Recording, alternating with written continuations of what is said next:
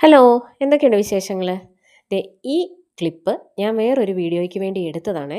പക്ഷേ വളരെ അവിചാരിതമായിട്ട് ഈ ക്ലിപ്പിൻ്റെ ബാക്കി എനിക്ക് 2 ദിവസങ്ങളിലായിട്ട് കിട്ടി. ഇത് ദേ നമ്മുടെ മുറ്റത്ത് ഒരു എരിക്ക് നിപ്പുണ്ട്. എരിക്ക് മുറ്റത്ത് നടരുതെന്നാണ് പറയാറ്. കാരണം എന്താണെന്ന് ചോദിച്ചെന്നാൽ ഈ എരിക്കിൽ നിന്നാണ് അപ്പൂപ്പൻ താടി ഉണ്ടാവുന്നത്. എരിക്കിൻ്റെ ദേ കായാണിത്.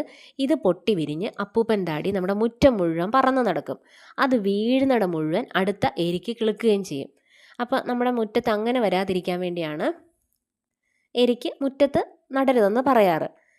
അപ്പോൾ ഇത് ഞാൻ യാദൃശ്ചികമായി ഇങ്ങനെ കണ്ടപ്പോൾ എന്നാൽ കിളുക്കണ്ട, അത് നശിപ്പിച്ച് കളഞ്ഞേക്കാമെന്ന് വിചാരിച്ച് ദേ പൊട്ടിച്ചെറിഞ്ഞതാണ്. പക്ഷേ പിന്നെ 2 ദിവസം കഴിഞ്ഞ് നോക്കിയപ്പോൾ ഈനാമ്പേച്ചി പോലെ ഒരു സാധനം അവിടെ കിടക്കുന്നു. അതെന്താണെന്ന് എടുത്ത് നോക്കിയപ്പോൾ ഞാൻ ആ പൊട്ടിച്ച് കളഞ്ഞ എരിക്കിൻ്റെ കായാണ് ആ പരുവത്തിലായിരിക്കുന്നത്. പക്ഷേ ഞാൻ പൊട്ടിക്കാതെ ഒരു പൊട്ട് കളഞ്ഞായിരുന്നു, അതിനൊരു മാറ്റവും ഇല്ല, അതുപോലെ തന്നെ കിടപ്പുണ്ട്. ഇത് ചിലപ്പോൾ മൂത്തതായിരിക്കണം ഇങ്ങനെ മാറിയത്. ഞാനത് എടുത്തുകൊണ്ട് വന്നു. അത് നമ്മൾ അടർത്തി നോക്കുമ്പോഴത്തേന് കറക്റ്റ് അപ്പൂപ്പൻ താടി ആവുന്നുണ്ട്. അപ്പം ഞാൻ നിങ്ങളെ കാണിച്ചു തരാം അതെങ്ങനെയാണെന്നേ. നമ്മളതിൻ്റെ ഓരോ ആ തണ്ട് വീതം അടർത്തിയെടുത്ത് ഒന്ന് ഊതി വീർപ്പിക്കുമ്പോൾ തന്നെ ഇത് വിരിയുന്നതാണ്.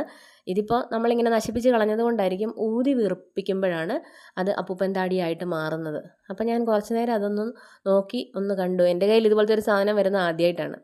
അപ്പോൾ ആ ഒരു ക്യൂരിയോസിറ്റിക്ക് ഒന്ന് കണ്ടു. ഇങ്ങനെ ഒരു വീഡിയോയും കൂടെ എടുത്തിട്ട് ബാക്കി ഞാൻ ആ തോട്ടത്തിൽ തന്നെ ഇട്ടു.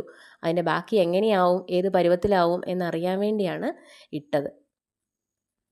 എരിക്ക് പൊട്ടിക്കുമ്പോൾ സൂക്ഷിക്കണം, ഇതിൻ്റെ കറ കണ്ണിൽ പോയെന്നാൽ കണ്ണിന് വലിയ ദോഷമാണ്.